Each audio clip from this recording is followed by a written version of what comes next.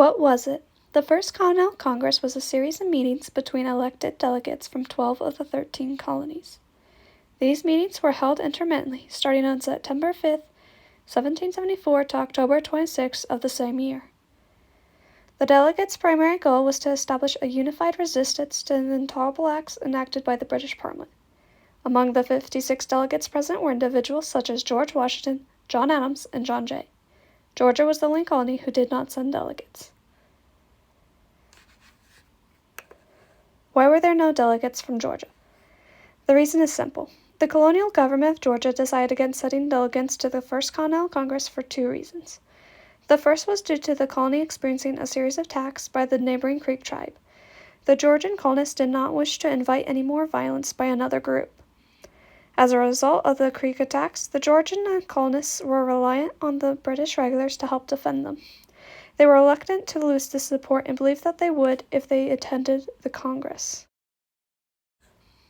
The first item on the delegates' agenda was the Galloway Plan of Union.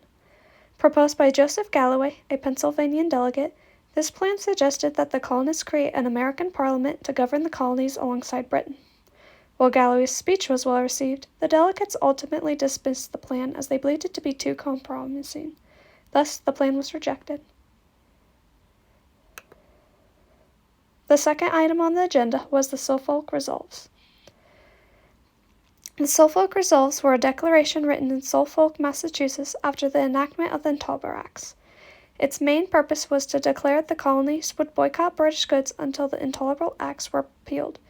It also encouraged colonists to raise arms and create their own militia in case of war. The delegates agreed to the proposal. The third item was the creation of the Continental Association. To ensure the success of the Suffolk Resolves, the Continental Association was created. It was a series of committees set up in each community. The job of the officials from these committees was to confiscate contraband, that was imported British goods, and to publish the names of any merchant that defied the Suffolk Resolves. The last item on the agenda was the Declaration of Rights and Grievances. Despite the boycott, the colonists still hoped that the American colonies might reconcile with Great Britain and avoid war.